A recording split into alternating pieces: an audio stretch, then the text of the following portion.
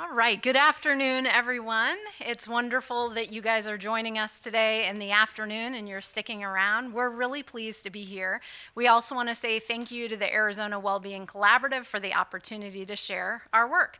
So my name's Eve and this is Bhupin, and I'm really honored to have the opportunity to be able to present with my friend and my research partner of the last 10 years, to be able to share the work that we've been doing. And it really does stem from our passion of clinician well-being and also student well-being, and really wanting to empower our healthcare communities to have the tools that they need when they get out and practice for wellness. So our objectives for today is we are going to discuss some maladaptive traits, and these types of things have been mentioned so far by our keynote speakers. We're also going to be discussing some barriers and programmatic things that can impede research, but along with some solutions as well. And then we're also going to identify some empirically supported wellness strategies. So just as was so beautifully stated earlier today during the discussions, our students that come, I teach within a PA program, but all fields within medicine, certainly I think you'd agree that these students are very high achieving and they are very much used to success. That's a wonderful thing. We want them to have high expectations of themselves and to shoot for the stars. But the problem comes about when they define themselves by some bumps in the road, and that maybe when they fail an exam, it's not that they failed an exam, but they see themselves as a failure. That brings about this culture of maladaptive perfectionism, and they think the fact that often faultless performance is often the goal, and anything less than that is a failure. They also sometimes think that this only affects themselves. So they may think that it's okay that I'm a perfectionist because it only affects me, and that maybe they also think that this might go away when they get out into practice. It's just when I'm a student. But there's no question that hitting that bullseye, boy, does that feel good, right? Getting that blue ribbon, it absolutely feels great. But these types of perfectionistic tendencies can increase risk of burnout, and they have a cost so much further: emotional distress and also compassion fatigue. And as we've discussed, it affects the greater healthcare community, increased risk of medical mistakes. And so certainly it is a big deal. And so often, as you can see, it's pervasive. We know it doesn't end when they graduate. Often it then goes through other members of the healthcare team, and then they might also think that faultless perfection is the only way to go. So Bhupin and I, we were very interested in this when we first met. Actually, we first met at orientation the very first week at Midwestern back in 2016.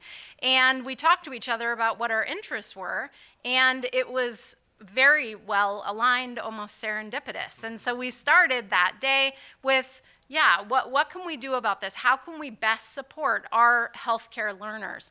And so what we did is we took our shared passion for well-being, but also our own personal practice of mindfulness, and we launched in 2016 a 5-session curriculum that focuses on mindfulness, decentering, wellness, and specifically how it's relevant to healthcare.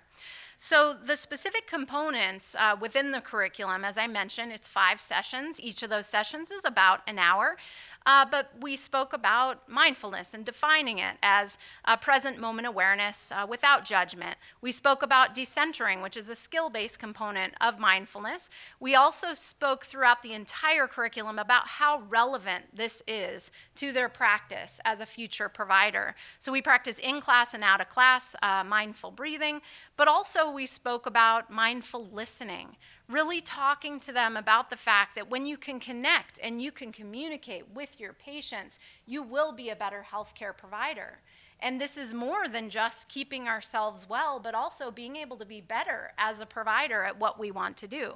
This really got buy-in. They were interested. Anytime that we could bring relevance to what we're teaching, they started listening.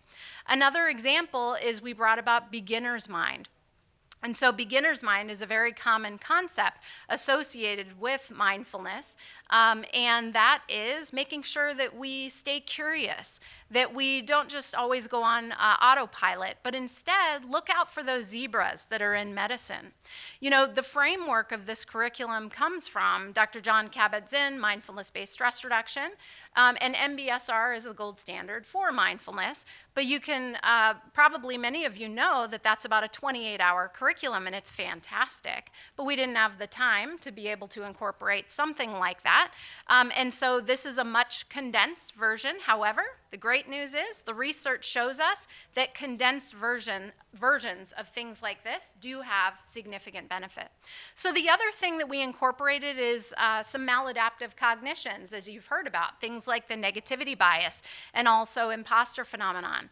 We wanted them to have tools to engage their parasympathetic nervous system, maybe when they're going into their first biochemistry exam or they're going into a very challenging patient encounter in the emergency department.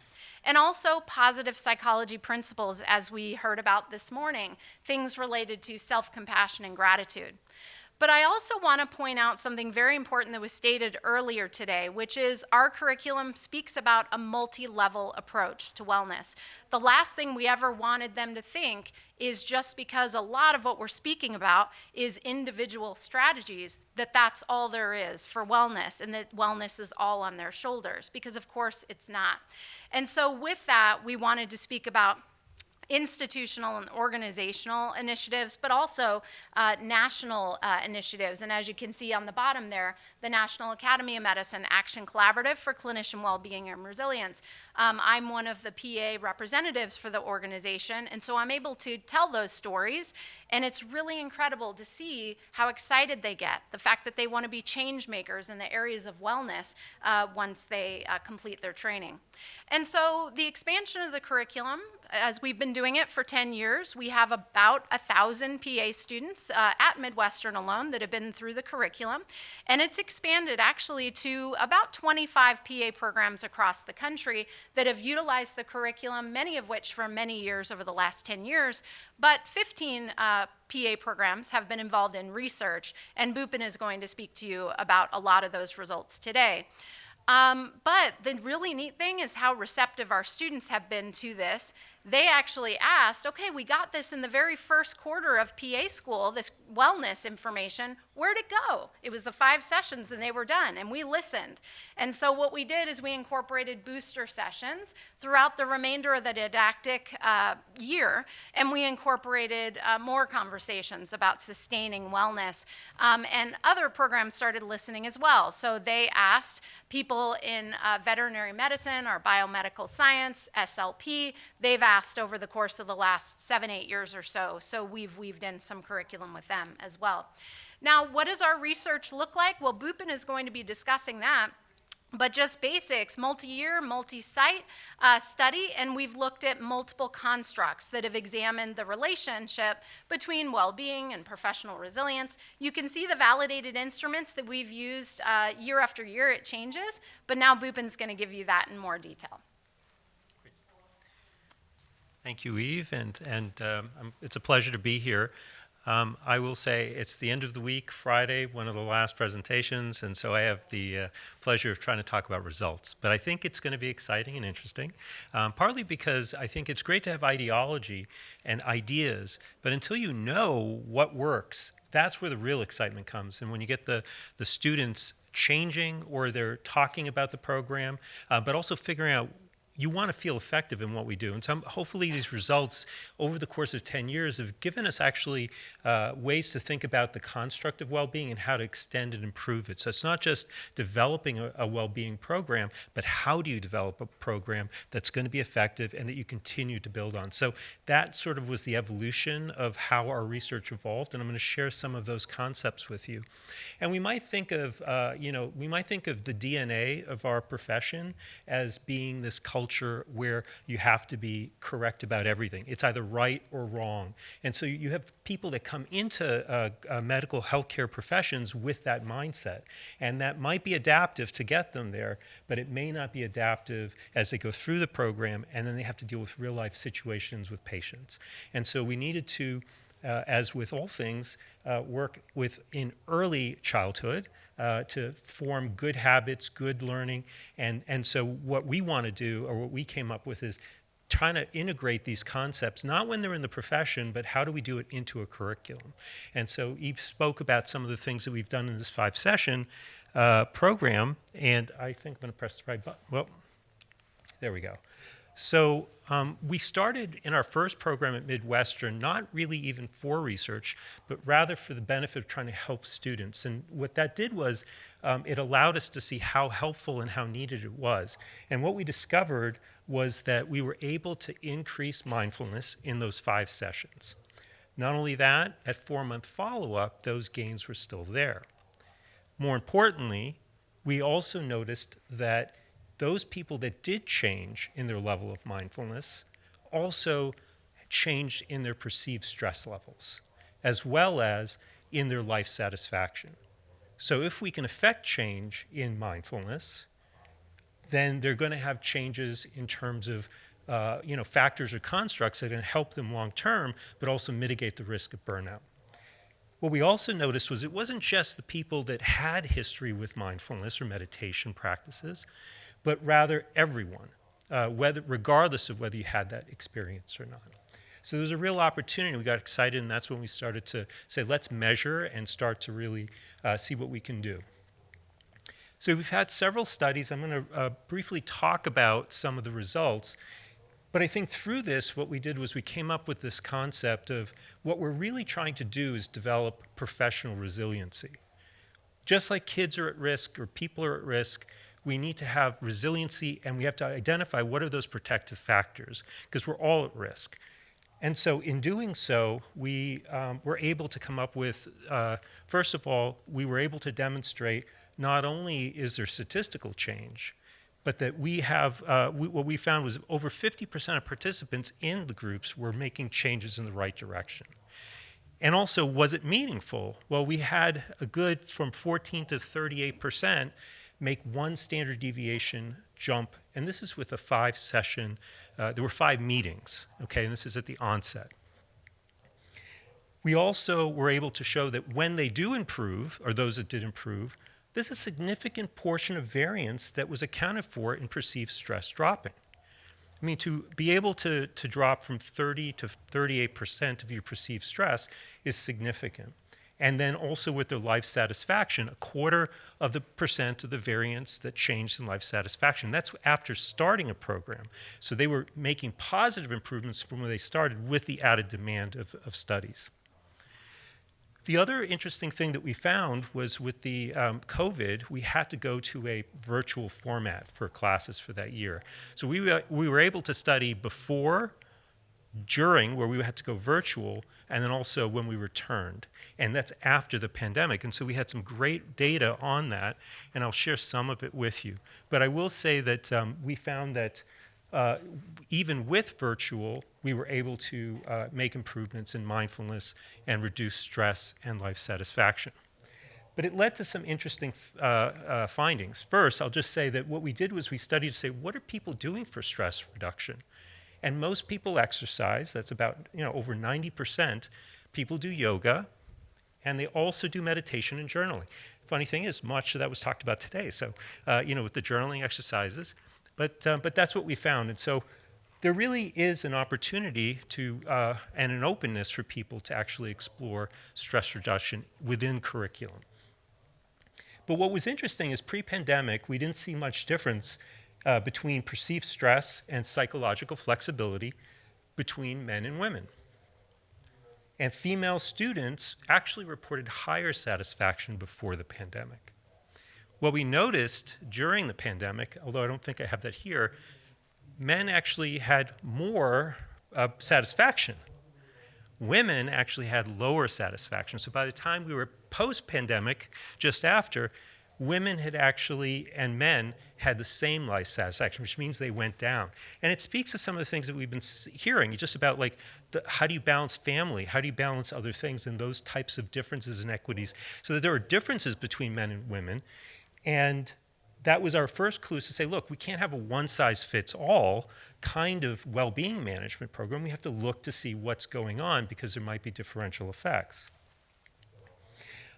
We also found, we started to look at things like perfectionism and maladaptive perfectionism and other concepts like self-compassion, another thing that was mentioned. But when we also decided, let's start looking at mindfulness not just as a whole construct, but rather what are some of the components, because maybe some components are related and some are not. And so what we found with at least PAs, that at the onset of training, the highest areas of mindfulness are those that are about non-judging, observation, and description.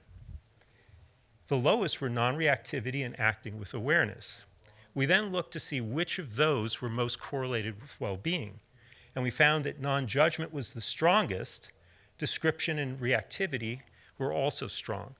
But one of the interesting things is that, and first of all, collectively, they explained 0.25% of variance in well-being. So these are significant, these three factors or skills. But what we noticed is that the lowest that students come in are with their ability for non-reactivity, but it happens to be one of the predictors for well-being. So it gives you the opportunity, if you're going to tailor a program in well-being that targets well-being, you might want to look at that particular skill as opposed to a broad approach to mindfulness. And so it started to get us to think about this concept of precision wellness, which will be on the next slide, and how do we move to that stage in terms of our design. We also looked at imposter phenomena, and we found 53% of the variance. If you think of imposter phenomena as being a barrier to professional identity, to being able to learn, 53% were explained by higher maladaptive perfectionism and also low self-compassion. So those could be areas to target as well if you're looking to really help affect people who feel more confident, be more authentic, and so forth. I must have pressed the wrong button. Okay. Oh, I did. Okay. How do we? Oh, there we go. Okay. Resilience, yes. And I am an imposter because I don't know how to use technology. But here we go. So just as a summary, what we learned when we think about precision medicine is, what are the traits of the well-adjusted learner? They are people that approach their thoughts and feelings with acceptance. They avoid labeling good or bad. They articulate their mental states, thoughts, and feelings precisely in words. And they regulate emotions and thoughts, acknowledging them without impulsive reacting. And they enable that which really allows people to make intentional choices and actions. And those are the qualities of the ideal learner. That's what we should be targeting. So as I mentioned, we have the student's strengths, but non-reactivity is an area, at least in the programs that we looked at, as an area of opportunity.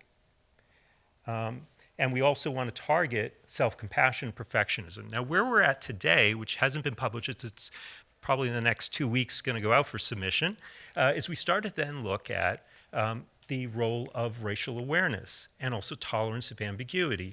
And we looked at representational groups. So we had actually 3 groups we thought would be relevant in healthcare.